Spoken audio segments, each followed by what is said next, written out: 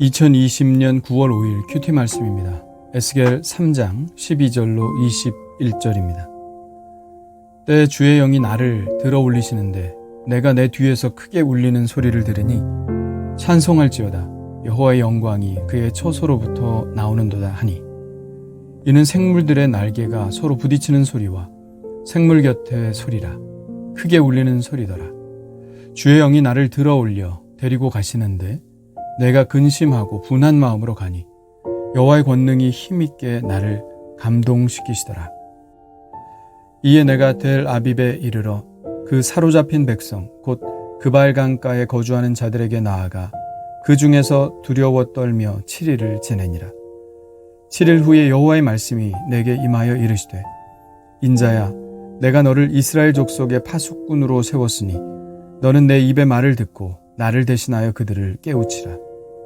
가령 내가 악인에게 말하기를 너는 꼭 죽으리라 할 때에 내가 깨우치지 아니하거나 말로 악인에게 일러서 그의 악한 길을 떠나 생명을 구원하게 하지 아니하면 그 악인은 그의 죄악 중에서 죽으려니와 내가 그의 핏값을 내 손에서 찾을 것이고 내가 악인을 깨우치되 그가 그의 악한 마음과 악한 행위에서 돌이키지 아니하면 그는 그의 죄악 중에서 죽으려니와 너는 내 생명을 보전하리라.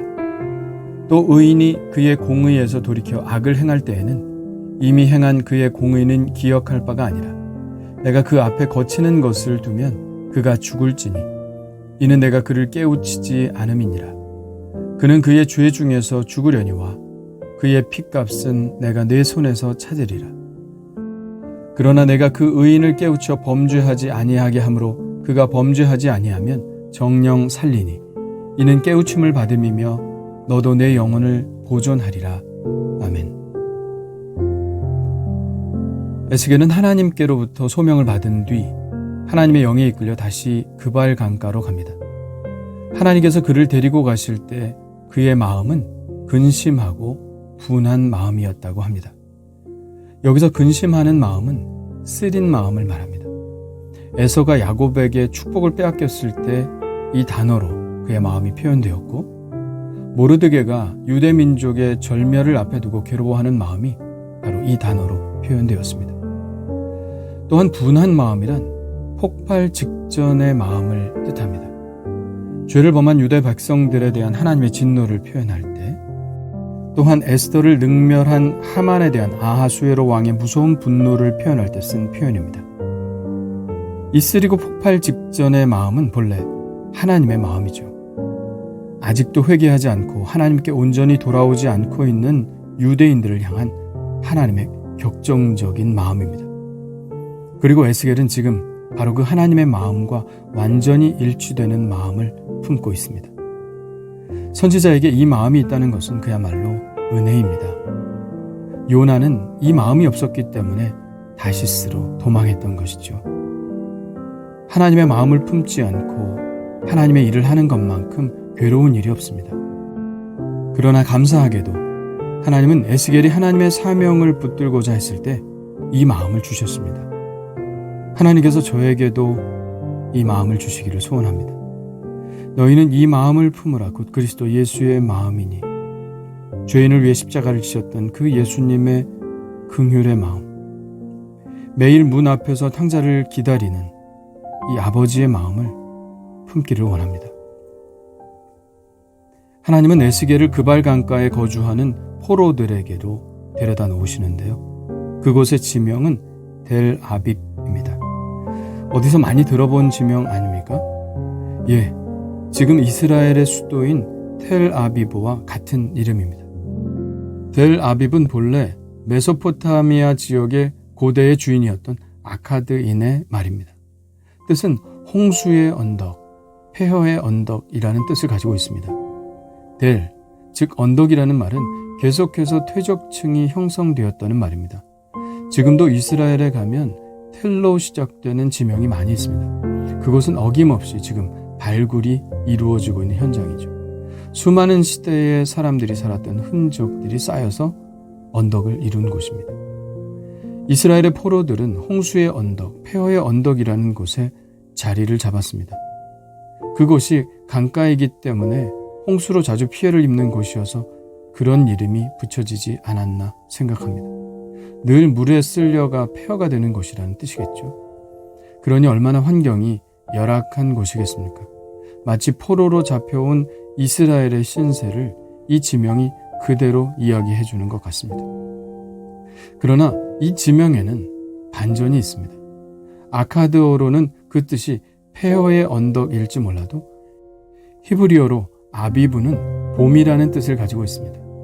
그러니까 아카드인들은 폐허의 언덕으로 들릴지 몰라도 이스라엘 사람들에게는 봄의 언덕, 희망의 언덕으로 들리는 말입니다. 지금 이스라엘의 수도인 텔 아비브라는 명칭도 바로 이 에스겔 3장 15절에서 따온 것입니다.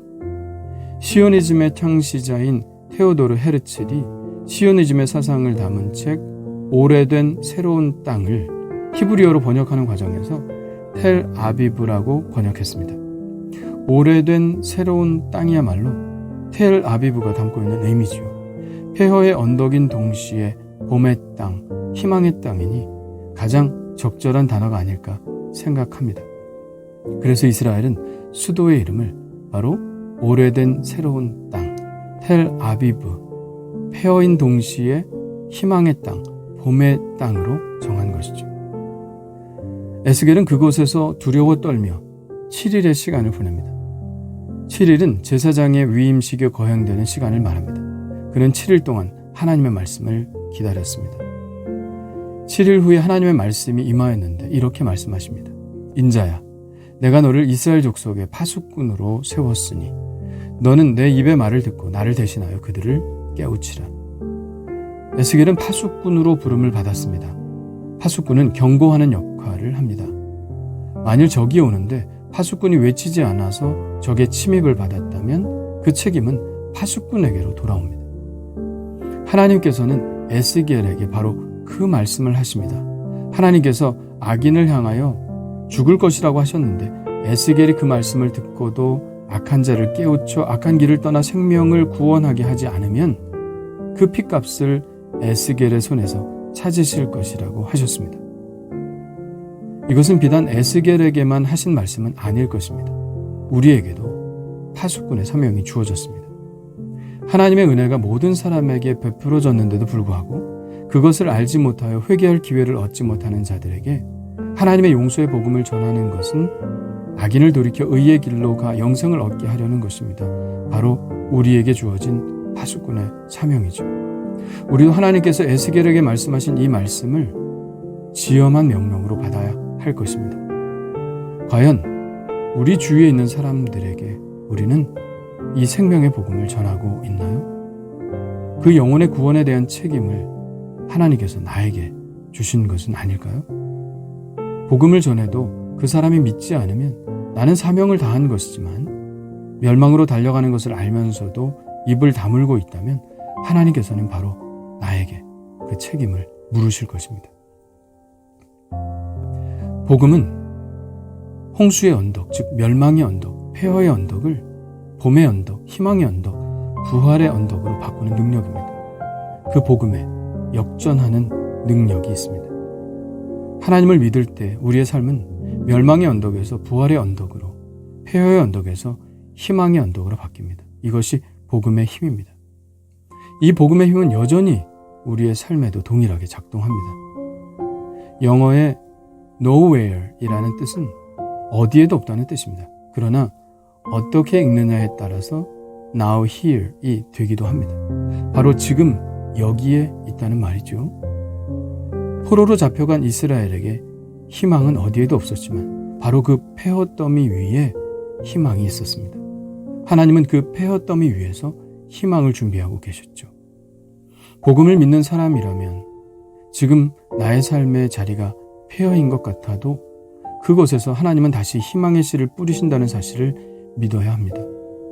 지금 내가 있는 곳이 어디인지 알 수 없으나 비록 그곳이 폐허만 남은 곳이라 할지라도 믿음을 가지고 하나님을 바라본다면 바로 그것이 새로운 희망을 싹 틔우는 곳이 될 것입니다.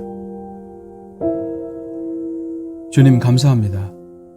멸망으로 달려가는 멸망의 자식을 하나님의 나라를 바라보며 살아가는 희망의 자녀가 되게 하시니 감사합니다.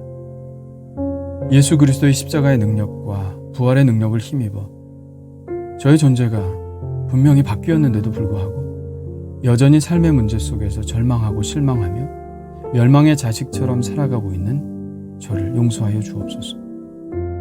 지금 제가 있는 이곳이 하나님께서 새 봄의 부활의 희망을 시작하시는 곳임을 알게 하시고 믿음으로 일어서게 하여 주옵소서.